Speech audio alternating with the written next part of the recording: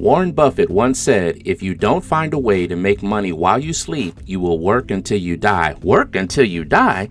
Well, we're definitely not doing that. And that is why I've created Life of Dividends. And this is our TSLY, or TSLY, Income Dividend Prediction Estimate. And I emphasize the word estimate for July 9th, 2025. Okay, so before we start jumping into spreadsheets and data and calculating things, I wanted to explain why I emphasize the word estimate. We're emphasizing the word estimate due to the fact that this is the most accurate information that we have prior to the declaration date or yield max, or any of the particular funds of yield max come out and actually declare their dividend. Now, keep in mind that after any particular fund claims its dividend, once they do their declaration, on that declaration date, you still have until the close of business of the market to buy into any given fund, which increases the number of the share count or outstanding shares by which the declared dividend must be divided amongst. So after the declaration date, those income estimate numbers may change. So I just want to emphasize this is an estimate, a prediction and estimate based on the information that we have prior to the declaration date. So with that, let's jump on in.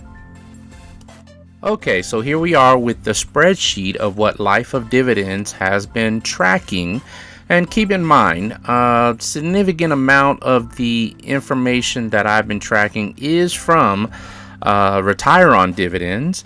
And again, also keep in mind, this is all information prior to the declaration date. So with that, let's just go over what I've tracked thus far.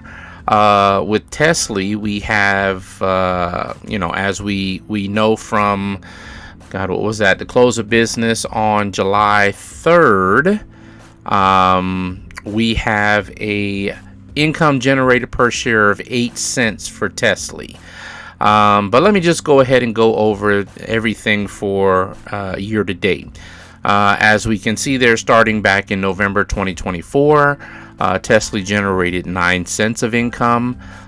In the two payments in December, they had generated $1.42, and the second payment in December was $5.61. January was $1.10. February $2.50. March was $2.09, and then we came to April 2025, and of course we had the tariff shakedown or shakeout. And TSLY did not generate any income. In fact, they were negative $1.09. And then with May, they generated $1.37. And in June, they generated $1.53. And again, the current payment cycle, they generated 8 cents. So what we have here, if we add up this total amount of income generated per share, fiscal year to date, we have $14.50. Now, based on that 90% rule or requirement, they were to pay out 90% of their income generated, which would be $13.05. Now, let's go to the dividends that have actually been paid out over the past fiscal year. Again, the fiscal year is from November 2024 through October 2025. So as we see here for November, they paid out 0.5986 or 60 cents a share. For the two payments in December, they paid out $1.22. and the second payment in December was $1.29, and with January would have been 72 cents. February would have been 58 cents. March would have been 46 cents. April was 66 cents, and May would have been 76 cents flat, and June was their lowest dividend payout of 0.4028 or 40 cents a share. Now, with that, when you add all those dividends that were paid out per share, you get a fiscal year-to-date total of $6.69. So, you take that $6.69 from the required 90% that should have been paid out. You subtract that from the $13.05, and you will get income dividend withheld. Let me preface it again by saying an estimated income dividend withheld from investors of $6.36 per share. Again, that is a estimate. And of course, in the yellow column here, you can see all of the credits and debits brought forward. However, what I like to do is look at July, right? So July has been the lowest income that they've generated this fiscal year of 8 cents. So I like to go back through the past previous payment cycles and see what we can compare that to. And as you can quickly see, the closest thing we can compare that to is last November, when they generated 9 cents. And as you can see here, they paid out 0.5986 or 60 cents per share. And the credit debit or debit brought forward was a negative 0.5090. Okay, so that means they were in the negative from the first payment cycle of the fiscal year, and that's fine. As you see there, they've had many months to make that back and more, in which they have done so. So knowing that 9 cents in generated income got you a 60-cent dividend, well, you got to take all that data and put it in the mix as well, and look at July with 8 cents, but also look at July with seeing that, number one, we have income being withheld, an estimated income withheld of $6.36. You also have credit and debits being brought forward of $9.05. So with taking all of this in, and everything that we've learned and seen about in the news, and then looking at this information, life of dividends is a little conflicted with making this predicted income estimated dividend payout, if I can say it that way. Just because, for me, from what I'm seeing, it could be a pretty wide range. We're not in November anymore, so it's not like we're in the negative, so we don't have to stick to the IV. Okay, we've got some room to play, and we've got some room to give back, because we do have withheld, an estimated withheld income from investors. So what I did was divide that $6.36 by the 5 remaining payment cycles to include July, and I came up with $1 and, well, let me say right, $1 or 1.272 cents or $1.27 per share. If they would divide that by 5 and add that on to the next 5 payment cycles, the dividend should be $1.27 if they were to do that. Again, We're not the fund manager. We're not Yield Max. We don't know what they're going to do. So that's why this is an estimated prediction or a prediction estimate.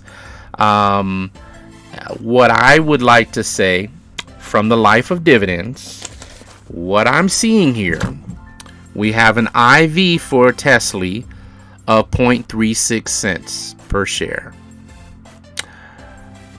Retired on dividends, estimated 44 cents.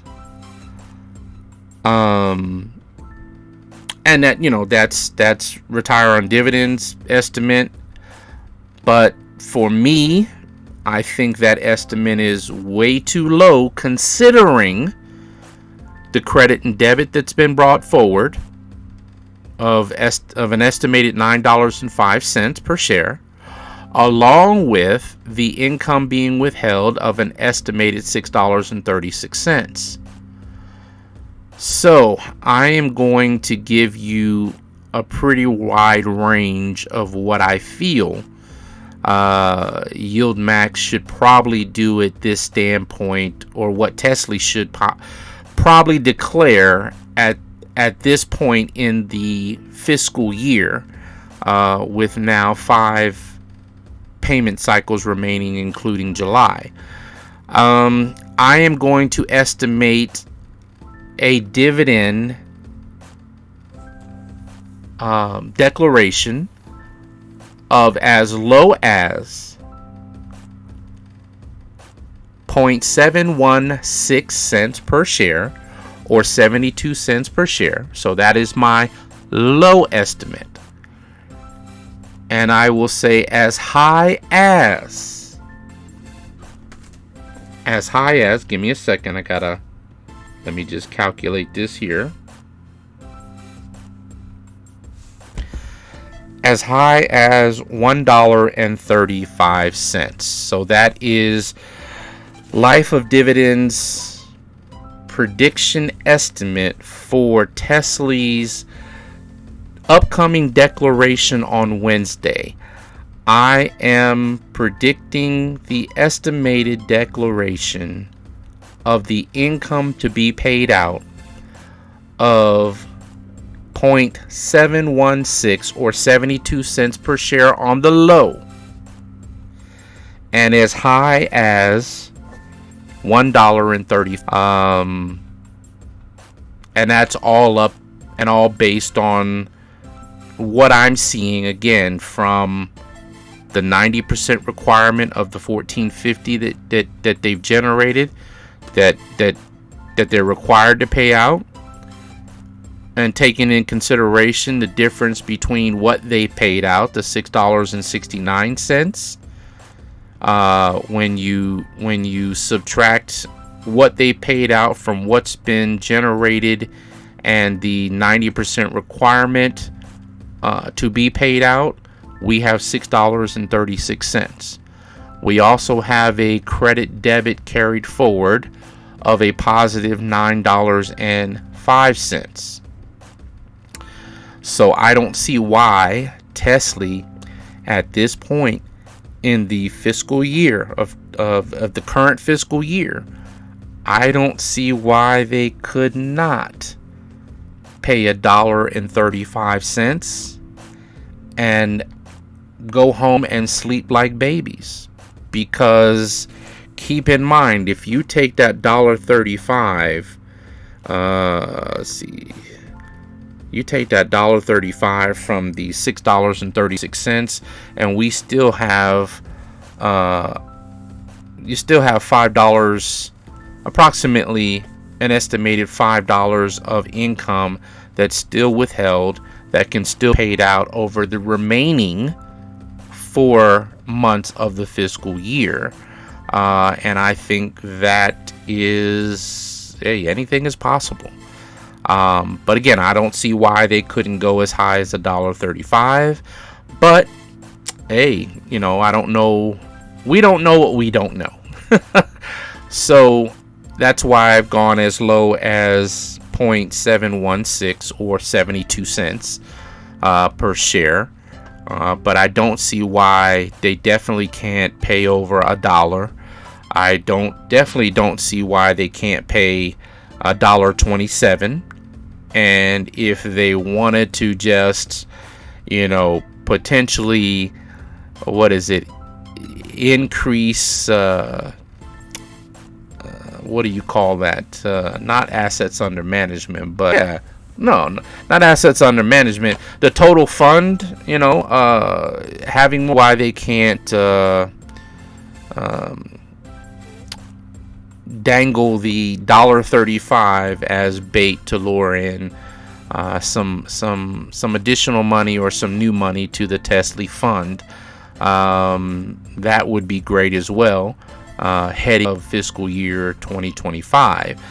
So with that, again, I'll just note that Life of Dividends prediction estimate for TSLY's upcoming dividend declaration on Wednesday, as low as 0.716 or 72 cents per share, and as high as $1.35. Just all depends on what Yield Max and the TSLY fund managers want to do.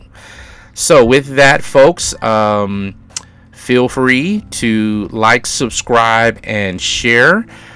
Feel free. I always welcome feedback and comments. Comment at the bottom of this video. And until next week, which, let me see, I think I'm pretty excited about next week.